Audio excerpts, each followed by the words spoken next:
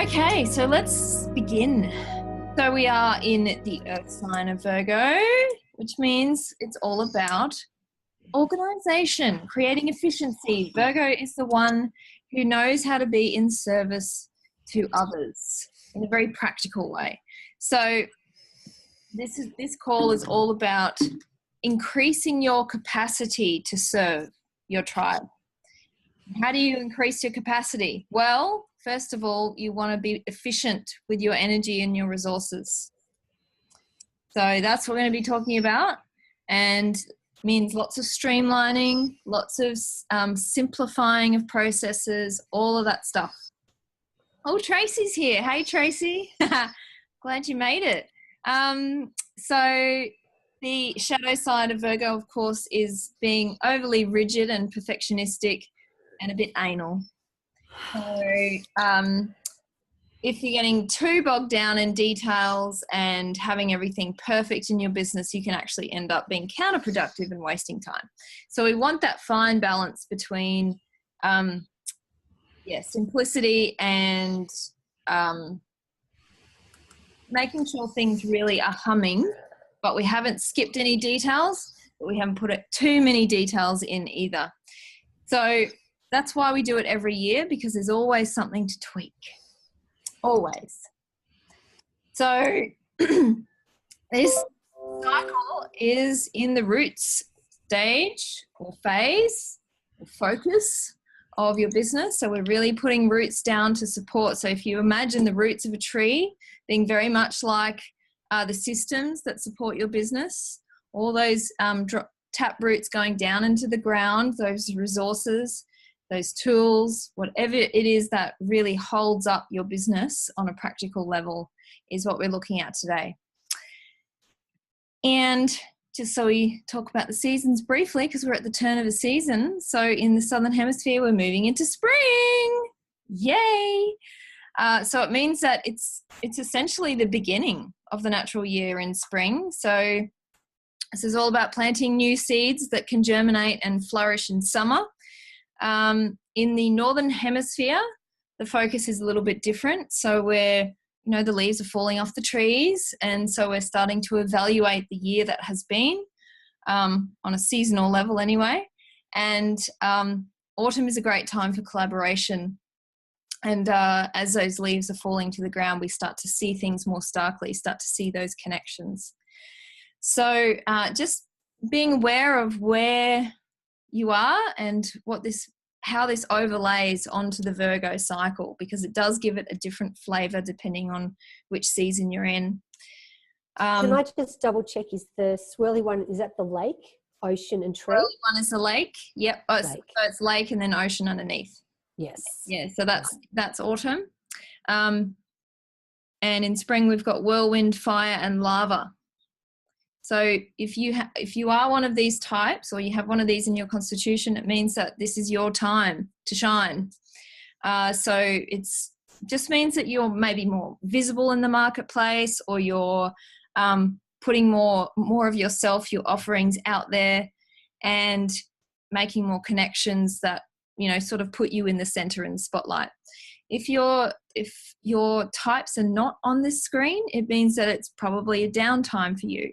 So you don't have to be as active or visible out there at the moment. You're sort of in more of an introspective mode in your business. That's just a general principle anyway. If you've had your creative constitution, this will make more sense.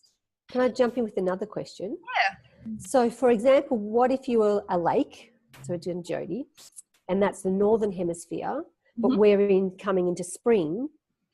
Yep. Does that make any difference? So Jodie's time to shine as a lake is autumn, so that'll be next year for her. My autumn. Being in Southern Hemisphere. Yep. But if she was in Northern Hemisphere, it'd be now. Yep. What if she was doing her business in Northern Hemisphere? Should she shine over there at that time? Yes, so people have asked about this. I haven't personally tested it that way, but I don't see why not. But it's more of a personal thing. Yes. Because this is about knowing or being attuned to, okay, so I can't be up all year. I can't be in uptime 100% of the time. So when is my downtime? When do I get time to replenish my own roots, my trunk, and just be and, you know, review, evaluate what I'm doing. So less active time. Yeah. Before I started working with my own creative constitution, I was just in uptime all year round. I never even thought about having any downtime or adjusting my own energy according to the time of year. But since I've been doing it, it's such a relief to know in winter I'm kind of having a bit of a holiday. Yeah. You know, even though I'm still running my business, I'm still seeing clients, I just know that I'm not in top gear, and that makes a huge difference. Yeah. Yeah. So, okay, so can I ask too, and Nikki said the same thing, she's got whirlwind secondary, I've got fire secondary. Yep. Or balancer types, whatever you want to call them. Yep.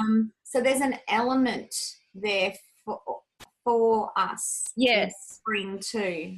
So good point, because the point of the creative constitution is to show you what your primary or your main operating type is in every season. Everyone gets a type for every season, but if it's not your primary type right now, which is not for you, Jody, then it is more of a like, okay, I'm preparing for my uptime. Yeah. Does that make sense? Yeah. But you, Nikki, you're up, Dylan, because you're a whirlwind tree. So that means you're on same time as me. And you, Tracy, you're preparing for summer in preparation mode, being snow. So yeah, there we go. Just something to play with, you know, because I've only started offering the creative constitutions in the last few months, and so people haven't gone through a full year or full cycles yet, full seasons, sorry. So it's something that you just want to live through and experience and adjust and make observations through each season. And then you start to go, oh, okay, I can feel the rhythm now. I can feel how this works for me. So good to ask questions as you're going along, but this time will make a huge difference to that. Okie dokie.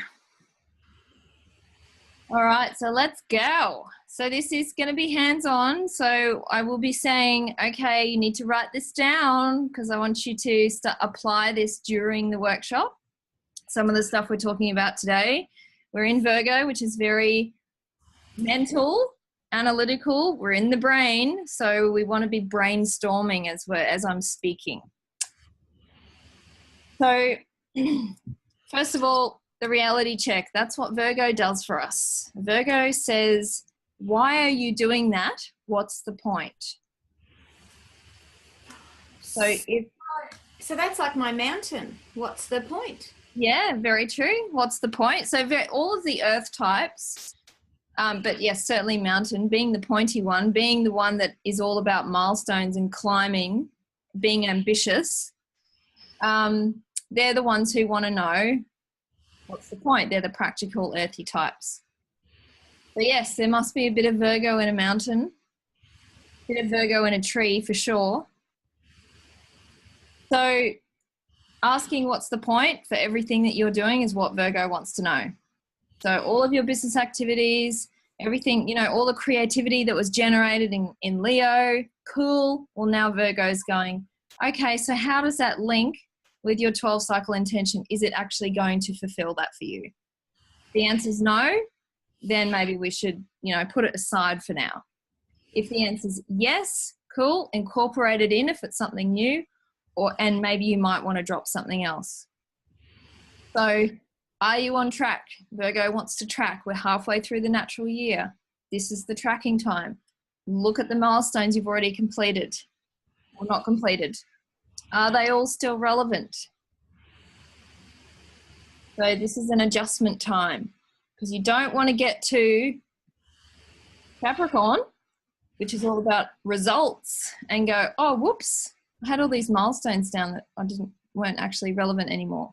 Or I was doing stuff, but it didn't actually get me to my intention. So whoops, too late for that. That's why Virgos come in early. So just to give you an example of mine, my 12 cycle intention, this is what I mentioned way back at the start of the natural year. So All of my activities have to be to this end. How am I rooting the teachings of sacred business in the body and on the land? And that intention is something that you feel ultimately. So I use the word intention instead of goal in this case because it is it's something that you embody. It is not a mental thing. The milestones, on the other hand, are mental because you can literally tick them off because you know they're done. It's black and white. The intention, if you can feel it and ground it at the start of the natural year, you are way ahead of most people in business who A, often don't even set a goal for the 12 months, or B, they set a heady goal they're not actually connected to physically. Jody. That's me, the heady goal, no goal. I have nothing written. I have no intention. I think I'm tapping into my son's serendipity about how stuff just happens. All right. And then your mountain's going, hey, what's the point? When something pops up, then it's like, what's the point? Yep. So this is, if you don't have a 12 cycle intention yet, you can still do it now. And I recommend that you do. Because you've only got 6 months to go in the natural year. So it's actually easier in a sense because it's a shorter runway. You can sort of see the end.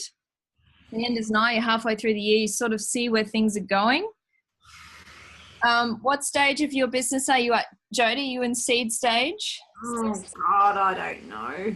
Seriously, there's so much stuff going on around me. I don't know where I'm at. I'm floating a little bit, so I think you're still in seed stage. So there's something that is embedding around your intention. It's all about planting seeds for you still and testing things out. Can I just add there, Jody? Yeah. You know, the compost queen is saying, roll in the shit, darling. Roll it, roll it, roll it. I'm living it right now. I'm in it. You need it. You need it to make your seeds grow. Yeah. But it feels like it's not mine is the problem. It's like everyone else throwing shit at me. It's like, because it's all sort of happening around me. It's not, I'm in the middle of it all, it feels like. Well, that's what compost is made of, lots of different things. It's not just your own. It feels like something to do with fertility for you, Jody. How are you, like, obviously the soil is being fertilized. All the shit. Oh, you're so beautifully honest, Jody. Look at the look there. That's so funny. But yeah, you can make it around you at the stage of your business. So mine's root because I'm in the root stage. So that's my focus, is the rooting of the business, the stability of the business, more than, going crazy with branching out and marketing and all that stuff. So yes, Leonie. Yes. So just to throw it out there, the language that you just used, when you said, I was like, how do you come up with like the root of the teaching thing, or how do you find that language? So I guess my question would be, probably in your book, are you going to talk about, or do you do that somewhere where, how do we set an intention that reflects the nature? So say I'm up to whatever, say I'm up to the branching out part. Mm-hmm. Yep. The language that I would use to describe that stage, I would love to learn more about that. Just going to throw that out there. Yeah, good. Thank you. Great feedback. I'm not sure if it'll be in the Creator Types book, but I think that's something that could definitely go in the Natural Cycles book when I upgrade, because I update it every year. So yeah, always fleshing it out. Thank you. That's okay. Cool. Great idea. To be helpful. Yes. No, feedback always welcome. You guys are helping to build this with me. Okay. Any other questions? I just wanted to ask, I have been doing all the marketing thing and I found it really draining. So I've really come back to nourish and nurture. But in that process, I released one of my flower essences, and that's been amazing in the feedback I got there. And now I just want to consolidate and blog and use a different way to market and get my voice out there. So what cycle would that be in? So because I'm seeding and testing and exploring certain ways, because the way I was marketing, just it's not sustainable. So I've really come back to why I'm working and who I'm working for, because I get a bit up into the social media vortex and it doesn't sustain me. So I've really pulled back and now launched products and reignited my blogs and that sort of thing. So there's it sounds like a bit of a rebirth. So what would that be in the terms of the cycles? How old's your business, Tracy? Oh, I'd say 2.5 years, but I've been treating a lot longer than that, but seriously 2.5 years. Okay, so you're probably still in seed stage, but you're nearing consolidation. Okay. So that's what it sounds like to me. If you've just released something new as well and you've got getting feedback, so you are scattering seeds still, but you're sort of towards the end of that seed stage. So it's starting to really get, start to take root. You're starting to crystallize what it is that you want to be offering into the next years. So after seed is what, Dal? Sorry, seed. Yeah, so what's the next cycle after seed? Roots. Okay, that makes sense. So roots and leaves are very, there's a bit of an overlap there with roots and leaves, because obviously, a lot of trees, when seedlings grow, the roots and the leaves grow in both directions at the same time. Not all, but many trees, that's how they grow. So you just want to get a sense of, okay, so I'm moving into that next stage of growth. Is the focus more leaves or is it more roots? And you'll get a feel for it.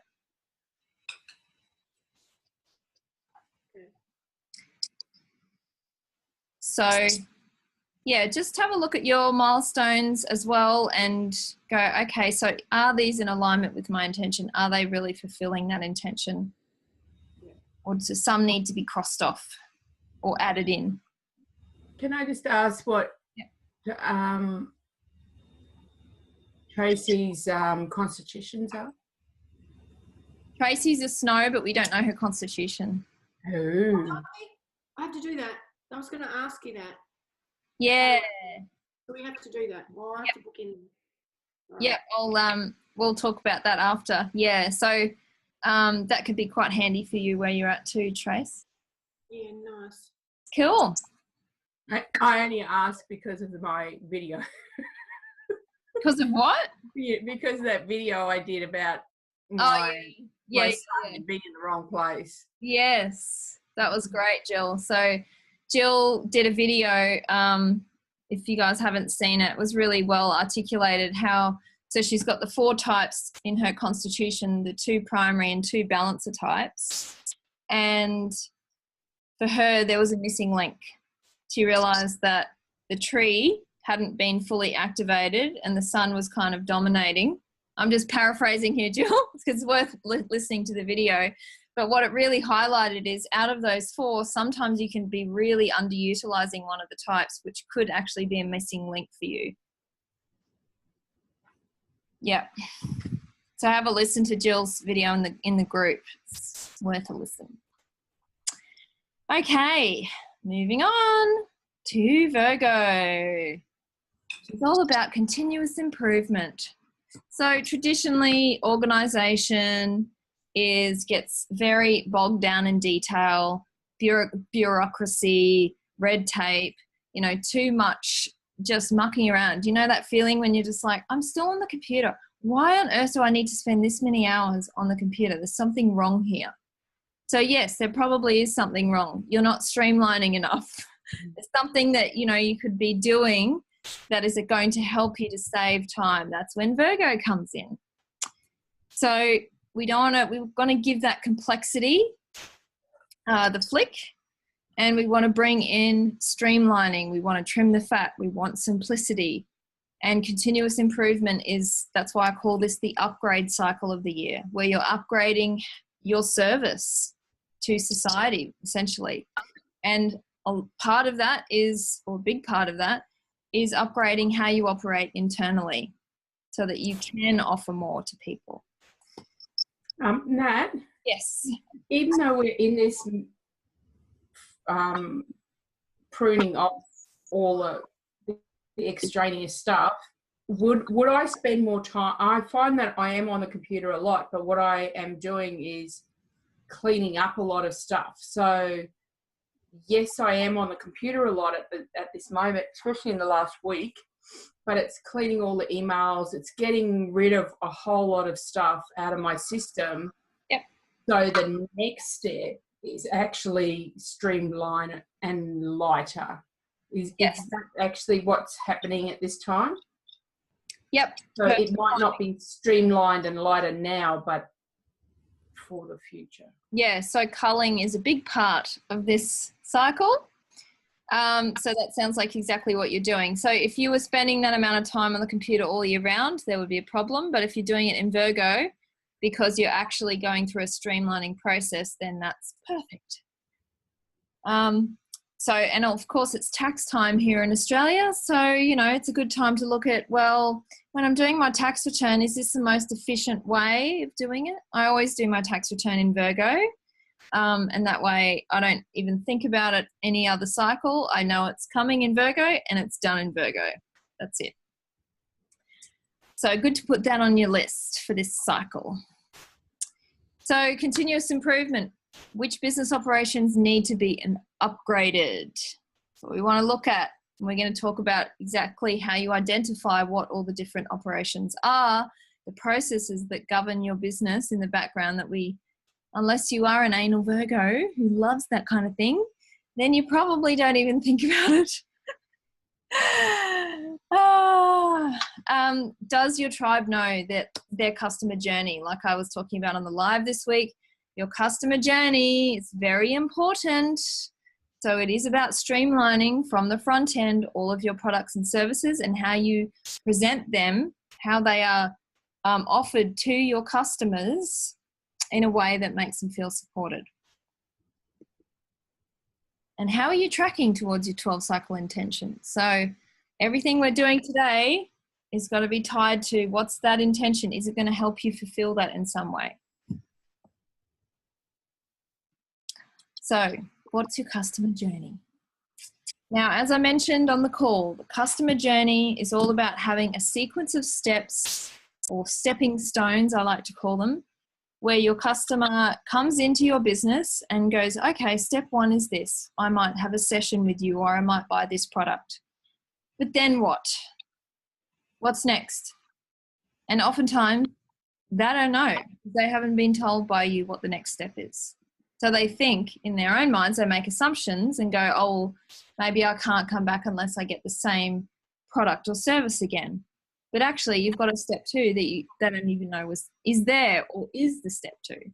So this is all about providing a safe pathway for them to navigate through your business. And I must mention here that if your business is very new, you will have less steps in the journey. So you may only have 2. That's fine. Your business is young. If your business is mature, then I would say 4 to 6 max steps. If you get more than 6 steps in here, your customers are going to get confused. They can't remember them. They can't grasp it. It's too much. So, Jill.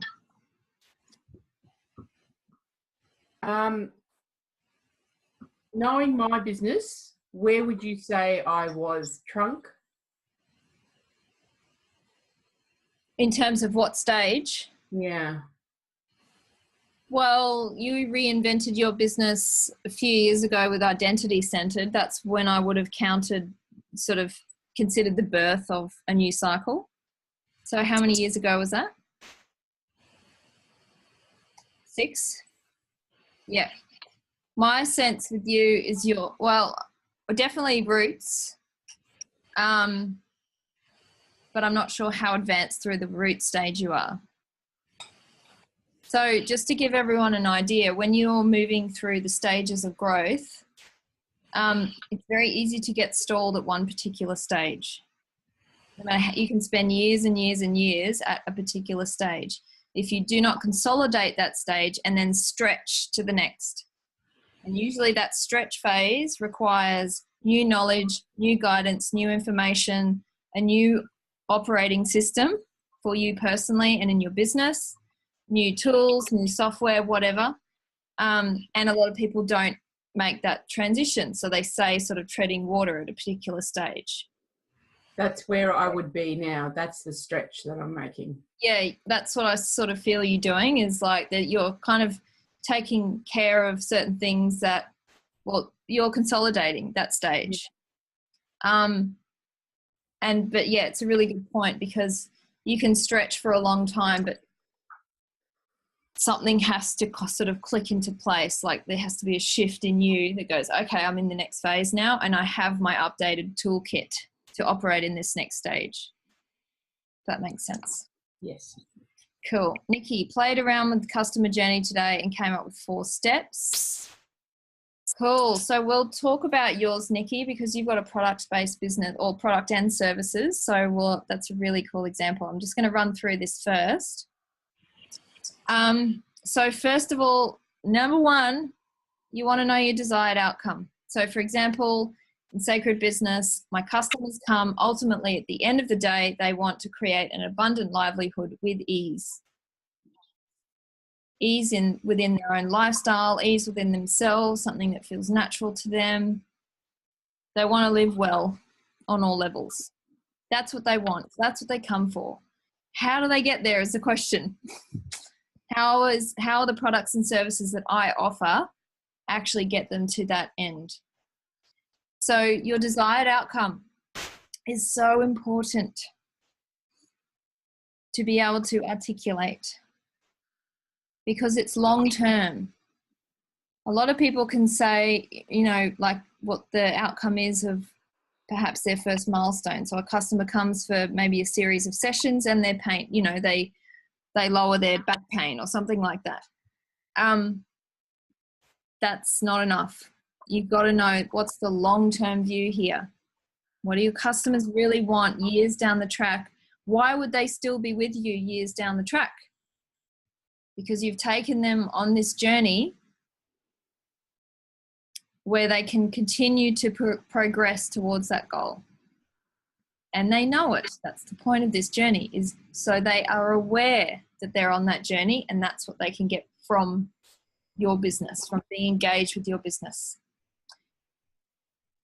So we want steps and we want offerings in this process. So I'm going to use Sacred Business as an example. So step 1 is the creator constitution. I always start with all my clients. It's all number 1. Who are they? How do they most naturally operate? I look at all their their astrology, their physicality, human design, all of it. So that anything that we build from there is built for them personally. So that's step 1. And the creative profile is the most obvious step there. That's the offering that goes with it. The second step is the natural cycle planning. So of course they can download the planner, have a read of the ebook. That gives them a pretty solid understanding. They can also come to these workshops. Step 3, how are they going to connect with their tribe? So again, we do this through the workshops. It can also happen through private coaching. It can happen through the tree calls for the Business by Nature tree members. So there are a number of offerings connected to that milestone, that step. That's magnetic marketing. And then the 4th step is money flow. So money flow is really the precursor to that desired outcome. Once they start to tap into they've got all of these other things in place, they tap into their manifestation strategy that's personal to them. That's when they start to go, oh, okay, I'm here. Abundant livelihood with ease. That's where it's at. So the more mature your business is, the more these steps become consolidated. You do not have to have lots of steps if you're still in seed stage. 2 is fine. And you might just be doing steps 1 and 2 with clients or customers, for years until you finish that seed stage, and then you've consolidated those steps and go, oh, I can see the third one emerging. And this is an ongoing process. I might mention is that, you know, it doesn't matter how old your business is, the customer journey still needs to be reviewed every year, perhaps reworded, refined. You're consolidating with every year that you're working with people. So this is just part of your continuous improvement regime. Now, Nikki had a good question. Whoops, I need to find it. So you've got, so Nikki sells, well, she doesn't just sell products anymore. She also runs nurture circles and does facials. So the true products, step 1, self-care experiences and home practice rituals, step 2, guided treatments aligned with the seasons. Yep, and massage, step 3, and community circles, step 4. Cool. So I'm questioning, Nikki, whether the circles are actually earlier on in the process. Just want to know what you think about that. So obviously this is not hard and fast. So for example, in the screen here, you know, people can purchase the planner down the track, or they can, you know, purchase the workshops before they even have their profile done. It's not rigid like that. But this just gives you an idea of, well, what's something that my clients or my customers can actually very easily step into at each stage. If there's nothing there, then it's not really a formed milestone yet. So any questions about this? Is everyone, yeah, Jill. This sort of had another aha, 2 in 1 week. Holy God. Yep. Just while you were talking about Nikki and also her circles there, I was thinking that the initial consultation that I do and with my clients, it's just to read them, give them a profile about what I'm experiencing with them, how, you know, all their challenge points and things like that. And then normally the session gets stretched because they want to know about the family or the work people. That really is the next offering. It's not actually included in that. I'm trying to Segmenting. Yeah. So then the next step would be, okay, bring your photos and let's see how you interact with them. Mm-hmm. So that would be a next session. So I can reduce my initial consultation down and create another session. Yep. Brilliant. I'll make it clear cut and give it a name so people know. Like, you are managing people's expectations here, which is a good thing, which is good for them and it's good for you. It gives them a sense of safety and, you know, like they can relax into knowing that, okay, there is a next step. I know what's coming. So this really does help you as a business owner to open up your repeat clients, but not for the sake of keeping them in a dependent cycle of coming back to you, but to give them a path of progression. So they know that they're actually getting somewhere. So they can tick off, just like your milestones in your 12-cycle plan. They can go, oh, I've done this. Now what's my next goal? What's the next thing that I can tick off? So, you know, even just like little things like the creator constitution. Tracy, she's like, oh, I know my creator type, but my creator constitution, oh, that's my next thing. You know, that's what people want to know. They want to know what's the next thing that is going to give them something that's tangible, that is an extension on what they already have. It's not just the same thing offered in the same format over and over again. So, for example, something that comes to mind with you, Nikki, is, you know, with your nurture circles, I know you're just starting them, but a way of giving people like a sense of progression is actually to theme the circles. I know you might already do this by the seasons, because I'm not sure if you're just doing one a season at the moment, but theming the circles so that people can go at the end of the year, oh, well, I've done 4 circles. I've done 4 nurture circles in the 4 seasons. I've done a full year. Like, it seems subtle, but it does actually mean something. People want tracking in their lives. They like to feel like they're making progress versus I've been to full circles. Different. So, and all of you, I believe, almost all of you have done a full almost 12 months of these workshops now. Like, that's a milestone. That's something to be celebrated. That's like, oh, wow, okay, I completed that. So what's next, Nat? You know, and that's my job to come up with the next bit.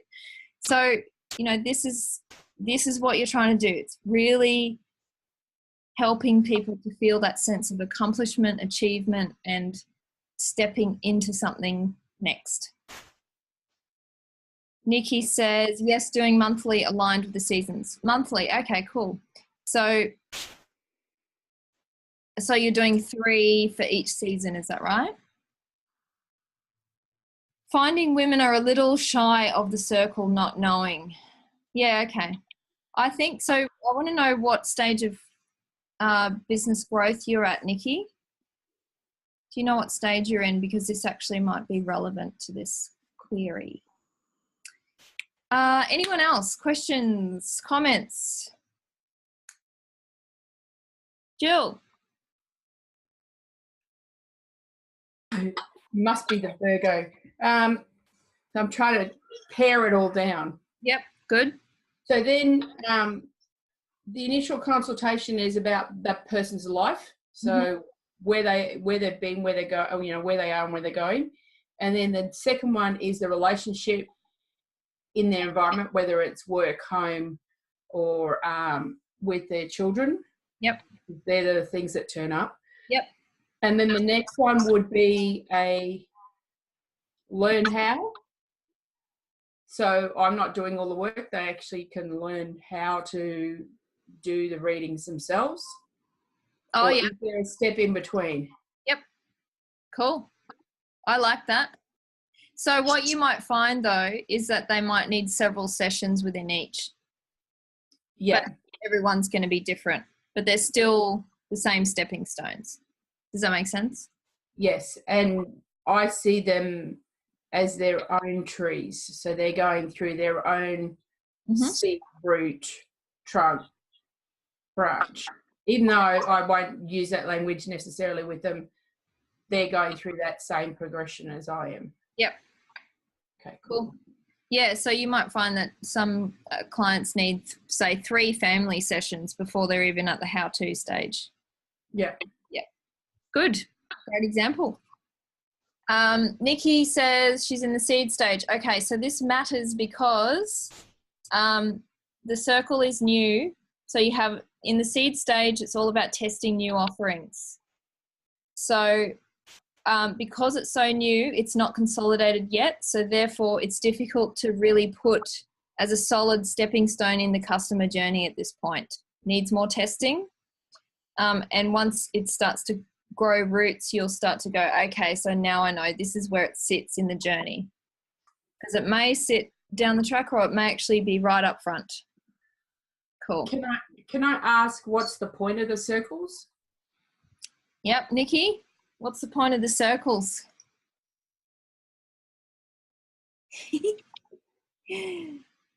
Well, putting you on the spot now. Permission to pause and honor yourself. Yep. So it's all about self-care and using her products, the true products, in circle with other women so that they embed the rituals in that circle that then they take home with them and are more likely to do at home. How do they get to the circle? How do they get to the circle, Nikki? Don't they meet you? Often they find you at the markets. You have a sign at the markets. But they also might be clients who come for facials or buy your products already. That's my answer. While Nikki's typing. I'm just curious because I'm just going, why are they shy of So, yeah. So this this is normal with a new offering. Sometimes new offerings go off from the get-go and that's great. Other times they really don't. Because you're growing into the offering. So how can you expect other people to go, yeah, and I'm in, if you're like, whoa, finding my feet, I'm feeling wobbly here. Give yourself a good few rounds, and then you'll know, once you feel solid, if other people are still feeling rocky, then you can make an assessment. That's my take on that. Nikki, soothing touch, most coming aren't actually product users. Interesting. So how are they finding you, Nikki? Cool. So any other examples on the customer journey? Facebook. Okay, cool. Finding you on Facebook. Instagram. Cool.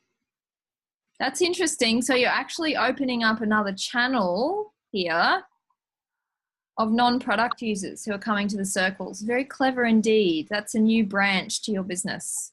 So let it form fully before you find its place in the journey. That would be my suggestion. Anyone want to share their desired outcome with us so that we have some contrast here? Can anyone describe their customer's desired outcome? What are they seeking at the end of the day? So for me in my naturopathy business, I think it's very easy because everyone wants to be healthy. Mm-hmm. And I think a lot of the step processes I probably have just intuitively created over the years, because I'm like 24 years down the track with that part of my business, has come as an ever-evolving depth. So people come in sick, they want to get not sick, so they want to be well, but then by the time they get there, they've got a new definition of wellness. Yep. And so then it moves from the physical into more emotional. Do you mean? And it just sort of evolves. And then some people will go off and want to do some of my courses to learn more. Yep. And so I think for me, this makes lots of sense for my naturopathy. I can see how that process is set up. And one of the simple ones was doing yearly calendars, offering people the opportunity to have their appointment set for the whole 12 months so that they got the time that suited them and no one else got it when it got really busy. Was actually made them feel secure and stable, and it was a request, do you mean, that worked really well, that just added a depth to my business. Yeah. When it comes to whatever I think I'm trying to do now, I've got no idea. Yep. Do you mean I'm kind of, so I think at the naturopathy part, I feel kind of, I can see how it all fits. Yep. So I'm sort of sitting here thinking, okay, you've actually done it, the process with naturopathy, but now I need to apply it to the online, the Tapas Tribe, the book, that whatever this other thing is that I am forming as a business, which I don't even know what to call it really. Yep. Other stuff. Other stuff. Yeah. There's lots seeding for you, isn't there? Yeah. So yes, the seeding seems to be a theme tonight.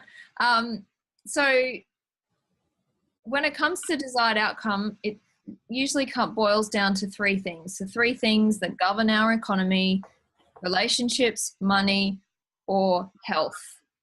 That's what people pay for. So yours will be in one of those areas. Mine's in money, Leonie's is in health, so Jillian's relationships probably, so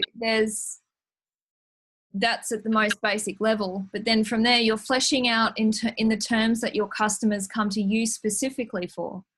So for example, with mine, I use the term livelihood instead of money because my tribe tends not, it's not about the money for them. It's actually about living well. And they do want to experience abundance, and they also want to do it with ease. So there's, handpick those words because, it contrasts very easily to other forms of business teachings, which is not with ease. Ease doesn't even come into it. It's all about hustle. So this is where you infuse your particular flavor into the desired outcome of relationships, money, or health. Does that help? Sitting with it. We could spend the whole call on desired outcomes. Absolutely. And I can see how ultimately health ends up for a lot of my people, and especially because emotional wellness is such a big part of the health component that I do. In the end, they have to talk about relationships because it's usually where a lot of the emotional ill health lives. Yep. And then money is an underlying kind of thing. I probably don't do very much necessarily about money, but every now and then someone will just go, I'd love a tapping script about abundance. You know, we get a little dabblings of money, but for the most part, it's health leads into some emotional health for relationships as well. Yep. So yeah, absolutely. Yeah. And you can't separate the three. No. You know, all interlinked, of course. Yeah. And so you're looking at what's the core driver for someone coming to you. Well, it's not actually health, and so you flesh out from there. But it's usually widespread effects when you're working on that level with people, which is really cool. Yeah. Okay. I like that idea of a core driver though. That helps narrow it down because otherwise it's like, oh, people want a little bit of everything. How do I do it? But if I look at like, but what's the core? Then it's through health that everything else comes. Yep. This is the core of your trunk. You know, you don't want to be every tree in the forest. You're one tree. Yeah. And so being specific about that and really claiming it, it's very powerful. Yeah. Yeah. Okay. Cool. All right, let's keep on moving. We can come back to this later if there are more questions, but we'll keep going. To the landscape of your business. So again, even the image here, it's all streamlining. It's like, how can we streamline a business if we don't know all the elements of the business? So we want to look at the whole landscape. So we're looking at your tree initially and going, okay, so what are the roots? What are all the systems that you use in your business? All the resources that you have to maintain or you pay for in some way. Writing all of these down. This is the key with Virgo. These must be written down. This is not something you do in your head. You write this stuff down so you can see it. You can see it all on paper. And once you can see the whole landscape of your business, then you can make an assessment. So we never do analysis unless we can have all the information first. Then the trunk. So what is your proprietary content or patents or anything that you have that is yours, that defines your business? This might be qualifications if you don't have your own content or anything like that. It's what is defined as your trunk that you own. I'm going to give an example of this in a moment. Branches, products and services. So what are all the products and services in your business currently? And fruit. So what are the collaborations in particular that you're connected to? Other businesses, any alliances, affiliates, that kind of thing. So it's amazing to me how many people come to me or talk to me about their business, and there are millions of aspects and elements to their business that I'm like, whoa, how can you possibly, I say, do you have this written down? How can you possibly make decisions in your business when you have so many things on the go? Where is it? Show me. So this is what I do now with all of my new clients, private clients, is I do a landscape assessment. So they fill this out before we even start. This is mine, to give you an example. This spreadsheet they fill out, I want to know all of the software they're using. I want to know what their proprietary content is, any books that they have, like other stuff that's their own that they own. What their marketing channels, what are they doing currently in their marketing? What are their main products and services? What collaborations do they have? And also, what are their plans? So actual concrete plans that are coming. Not like, oh, I'd like to do this one day. That's all other visionary stuff. This is like, on the horizon, I'm planning this. So this gives you a solid assessment of the landscape of your business. Everything that's going on, this is what we want to know. If we don't know all the elements, can't make sound decisions, can't streamline, can't see how we're going to prune the tree. We want to know all the leaves, all the little buds on the tree, everything. So I'm going to be sending out this spreadsheet in the goodies tomorrow for you to fill out, because it's just doing this alone, and you don't have to use a spreadsheet, of course, but writing all these elements down on paper and putting them on the wall and then going, right, oh, hang on a second, I don't need this and I don't need that. That's no longer relevant. Why is that still there? Da-da-da. This is what the Virgo does. Jill. Collaborations is fruit?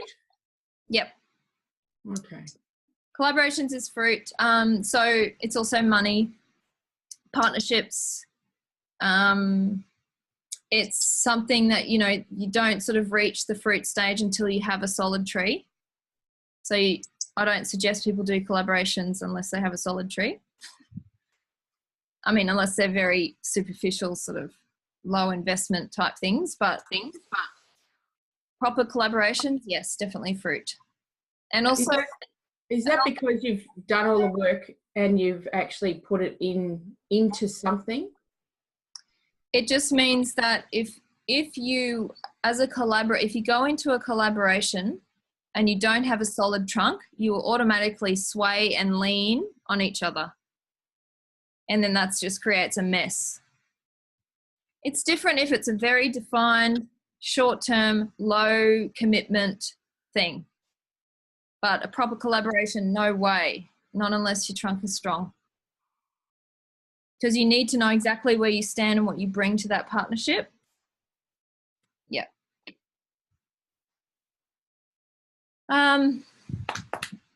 Cool. So yes, I'll send this out so you can fill it out if you wish. Then, so this is the landscape part. So this is a very important part. And you might want to, if you haven't already, just jotted down some things, because we are going to look at the processes that link all of these elements together. And that's where the analysis comes in. How are you going to increase efficiency? So this is workflows.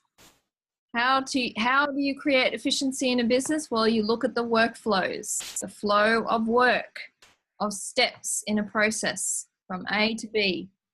So there's heaps of different processes that you have in your business. So when a new customer comes to you, a new subscriber comes to you, they get an autoresponder or a sequence, or you contact them or whatever. Monthly financial reports or reconciliations. How do you syndicate your content? When a customer refers someone to you, what's the process? Do you send them a gift card? Do you say, do you say thank you? Is there an exchange? Is there a back and forth?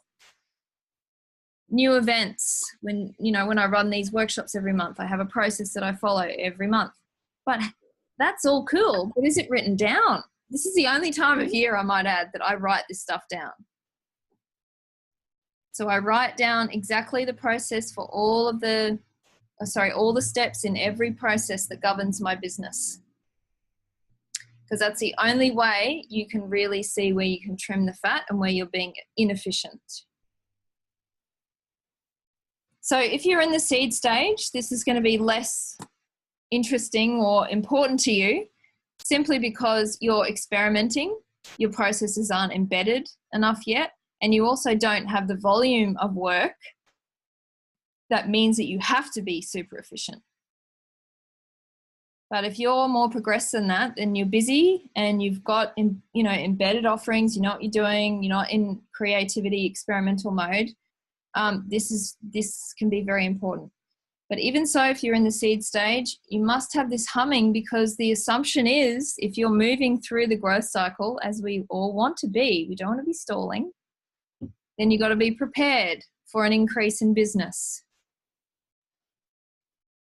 So, and you've got to be prepared to, if you do want to increase your income, or you want to increase your free time in your business, or your off computer time, this is where it's all relevant.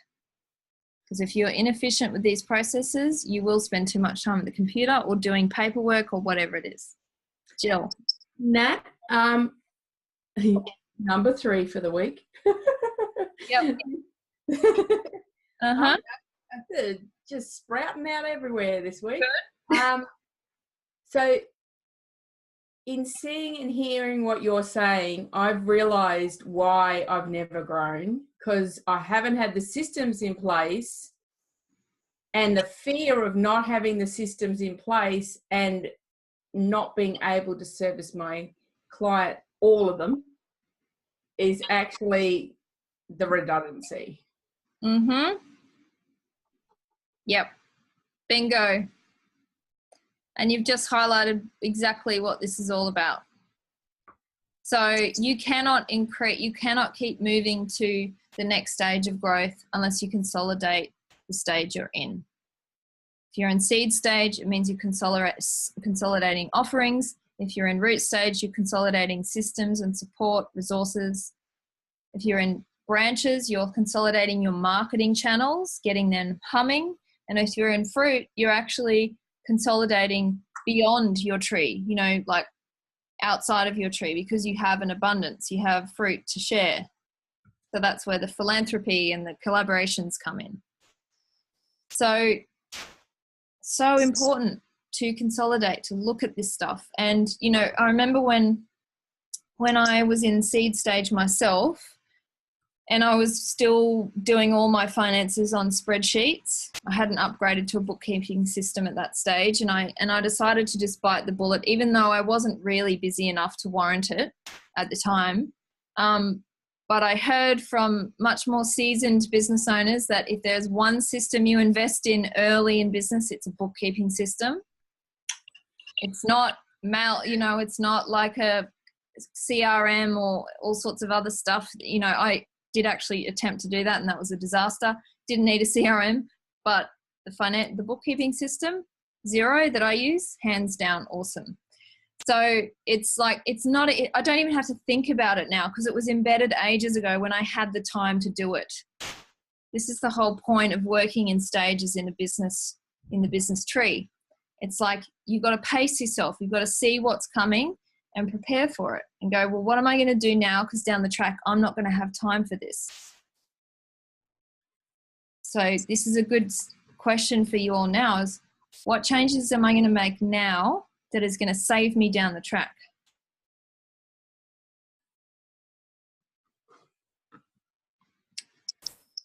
So hang on, Nikki's messaging here and I'm not looking.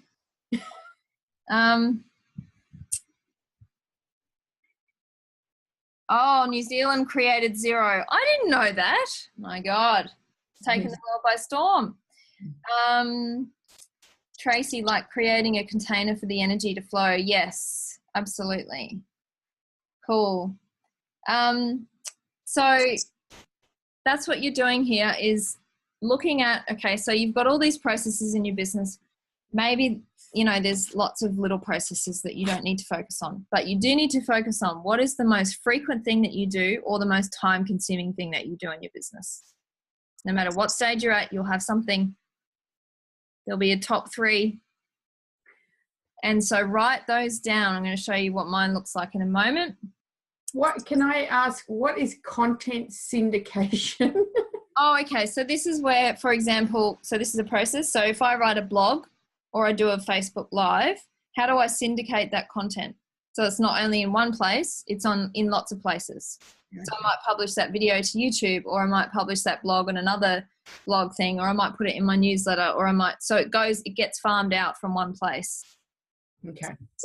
God forbid if you're creating content of any sort and you're only keeping it in one place. Nuts. If it's quality content, it must be syndicated. Jill, are you getting another aha moment? So Facebook Live. You know how many videos I've done? So Facebook Live, you can download the videos and upload them to YouTube. Do you realize how many users are on YouTube and not Facebook? You know, so there's this only comes when you look at the process. Okay, so I create a blog. Is that the end of my process, or has it actually got a whole streamline? Like, think of a river. The river flows downstream because it's efficient. It services the whole landscape when it does that, rather than just staying upstream. That's your content. Well, that's your, whatever it is in marketing must be repurposed, or you're insane, because you'll spend so much more time on marketing and on your computer otherwise. So name it. What's your most, if it's not on this list, I want to know, what is your most frequent or time consuming process in your business? What is it? For me, it's new customers. Hands down. And then you are looking at how can you remove or automate a step. And I'm going to give you my example in a moment. Who knows what their most time-consuming or frequent process is? Nikki, creating newsletters even with a template. Cool, that's good to know. Anyone else want to share? Jill? Tracy wants to. Tracy? Hang on, you're on mute, darling. I'm just writing it. Customer recap emails. So after every session, I'll give them a recap and exercises. And usually it's repeating, but sometimes there's quite a bit. So I can I've written so many, I can just cut and paste. I still like to have the individual target specific, so it's personalised, but I can still have that shoved away somewhere and I can just cut and paste. And I've been meaning to do it for ages. So, yep. So email templates, Tracy, all the way. If you use Google Inbox, which I can show you guys later, if you don't use Google Inbox, it's different to Gmail. It's Gmail on steroids. Who uses Google Inbox? Awesome. It even gives you like a beautiful sunrise when you've emptied your inbox, when there's no emails left. And I'm like, when I see that sign, I'm like, oh, I'm such a good employee to myself. So yeah, in there, I have all my email templates, which I'll show you later. You must have email templates. If you are, oh my God, writing the same recap emails or anything to customers over and over, crazy. Template it. I don't even write them. Well, maybe it's not relevant for your business, Jill. Well, it may be more helpful for them to keep them on task. I tend to text or message them to check in with them. So it may not be a recap email. It may be a customer journey email where you're actually prompting them about the next step. Yeah. Templated. Mm-hmm. Or if it's by SMS, put the template in your phone. Cool. Anyone else want to share their most frequent or time-consuming process? All right, I'll show you mine. So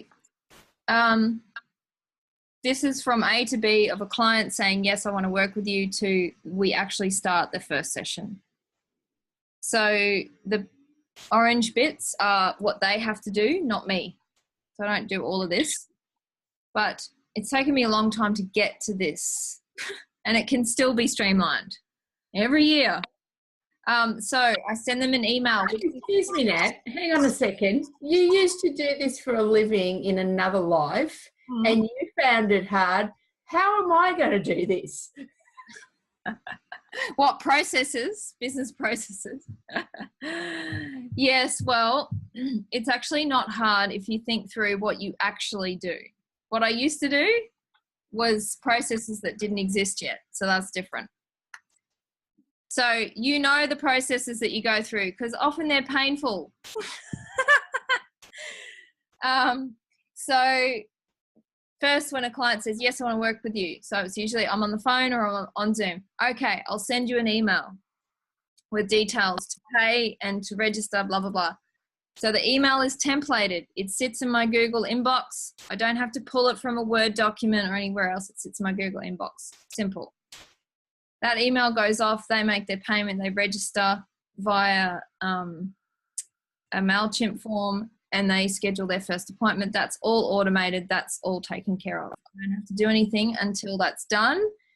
Then they send me their photos and I have to do their astrology and human design, etc. And that's manual and unfortunately can't be sped up unless I hire a robot to do it for me. And then I send them an invoice if they wish, that's if they ask, and then they start. So that's the most time-consuming process really in my business if I consider the time I take to speak with them as well. So this is where you want to be, this is how you want to be jotting your processes down so you can go, oh, hang on a second. Is that do I have to intervene in that step, or is that completely taken care of? Do I have to do anything in that step? This is what you're really asking. Can I remove a step, or can I automate somehow? So this is the only way you're going to do it is if you see it on paper and go, wow, that's what I have to go through every time. Any questions or comments about your own processes? So this is really just a case of doing it, and you'll see the holes. You'll see what's going on. Can I ask what your second step is after that? After the client starts? The new customer? Do you have a flow chart for your second step? Which was what? So once they're, so you've gone from new customer to monthly? What do you mean? So once your customer's actually done and dusted, like they've had their initial consultation, do you have another process that they go through from there? So if they come for a creator profile only, all I do is send up a templated follow-up email with all the links to their profiles and stuff. All of that's in a template. And I'll say, you know, if we work together again, blah, blah, blah, but that's it. Okay. Next step. And then if they say yes, you've got another flow system for that one as well. If they say yes and they become a private client, so my private clients work with me for 3 months. Yeah. Yes, so that's when that kicks off the new customer process. So again, they're almost like this new customer because they've got having a new product as well. Well, they don't have to register. Yeah. They do have to pay. So the registration is really the only thing that I would skip, and they wouldn't need any photos. Yeah. Sure. Yeah. No. But I have 2 email templates, one for creator profile people and one for private coaching people.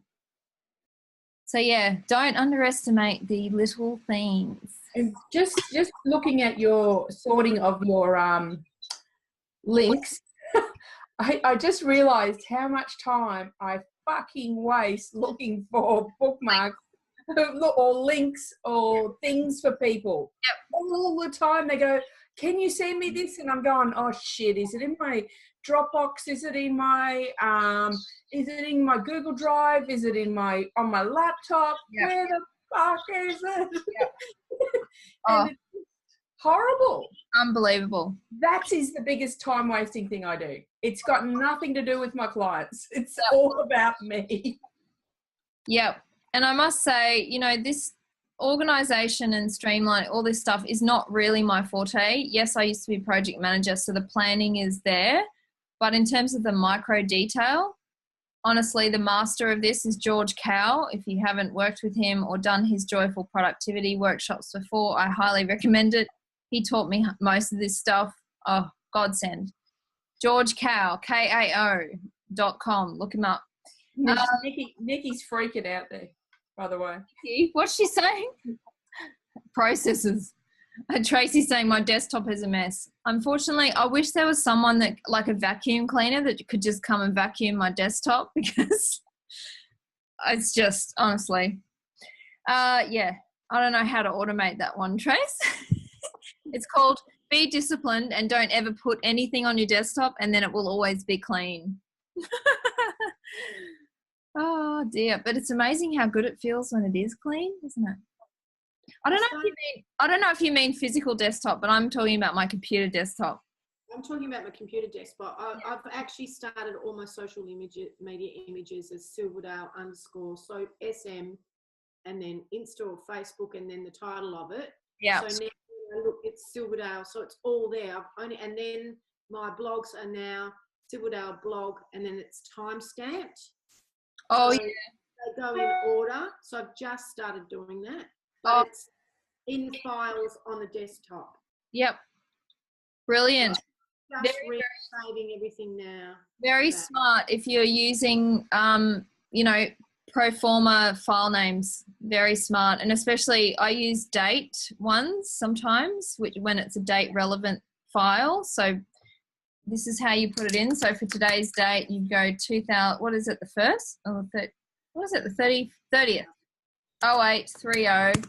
And if you put that at the start of each file name, you will get everything always in order. Yeah. But if it's not a date one, then I'm not very good at being consistent. So we could go on for ages looking at all this stuff.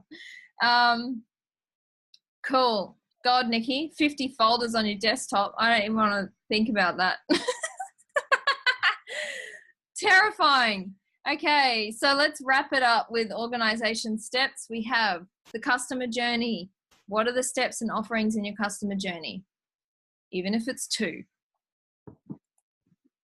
What are all the landscape, all the elements in the landscape of your business? So that's the spreadsheet I'll be sending out tomorrow.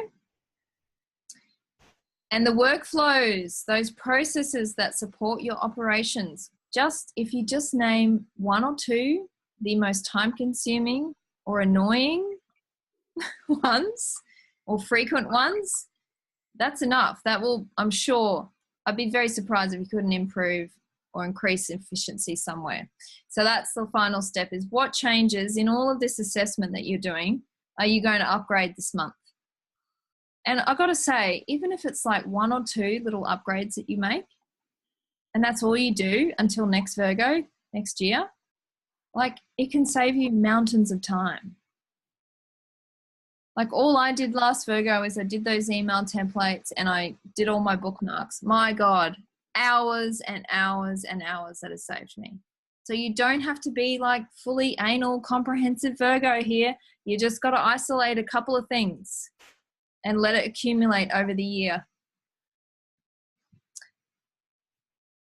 Okay. Jillian, I'm the tab girl with 15 tabs open in Chrome. I thought I was bad. Jesus. Okay, putting it all together with these 3 elements, this is what really allows you to be in the continuous improvement cycle every year, so that you are upgrading the way you operate each year, and you're just doing it at a particular time each year, so you don't have to think about it the rest of the year, which is a real relief for me because it can be challenging to get in Virgo mode sometimes. So that's it. Now we'll just go over this month. I'm going to share what I'm doing this month and also post-eclipse intentions. So we've just finished a doozy of 3 eclipses. My God, if you're not feeling it, you must be dead. So I reviewed my post-eclipse intentions from start of the year, February or whenever the last ones were, which were both Leo and Aquarius. And we've got Leo and Aquarius again coming early next year to complete this big upgrade we're going through with tribe and connections and moving around, figuring out where you belong in society. That's what the last 3 years of the eclipse periods has been about. So for me, these are the intentions that I wrote down last eclipse cycle earlier this year, and they haven't changed. They've only deepened.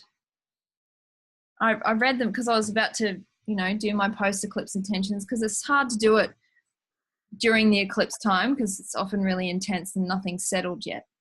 But once it settles, you go, okay, so what was this eclipse period about for me? What was the upgrade that I needed to go through personally and in my work?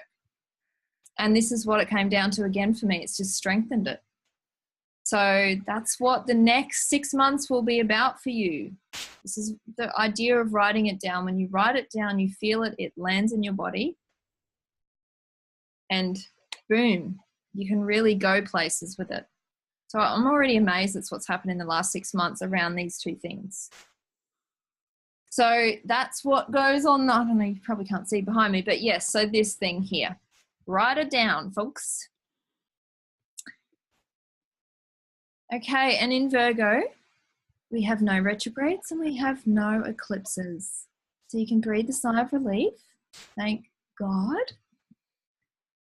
We can just ease on through the month with any luck and just, you know, feel like we are floating down a river. That would be nice. So nothing to write home about there. But do write down your cycle intention. Mine is to deepen my service and support to the Sacred Business Tribe. How am I going to do that? Well, the only way I can deepen my service really is to look closely at what I'm doing. Am I maximizing my service to these people like you?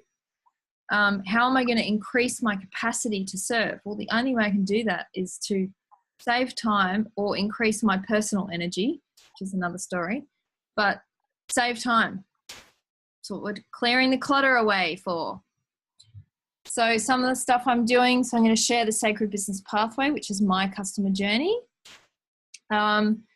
The immersion welcome kit is coming, so that's very Virgo, getting down to details for the upcoming immersion. Doing my tax return, as I said before. I'm also reviewing the whole Business by Nature program because it's been going for a year now, so I like to give it a full 12 cycles and then I look at everything again. So this is springtime, perfect time for that. I also want to do coaching video and the autoresponder. So there's, you know, that's a very hearty month of Virgo for me.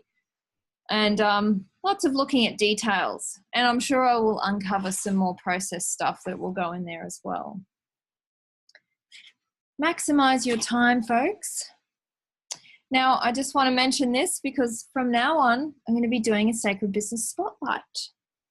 So if anyone in this membership program or anyone else you know who's not in this membership program who has something that's highly relevant to our group that would really benefit them, then I'm happy to share it here. So Priscilla Hole, who's not here on the call tonight, is doing a online workshop on personalizing the 12 cycle calendar. So she looks at your birth chart and then she puts that into a 12 cycle calendar like this one here, which you get to color in and code and write on, which is all based on your birth chart, and it helps you to tap into each cycle and what it means for you personally, how to maximize each cycle for you personally. So for example, in Virgo,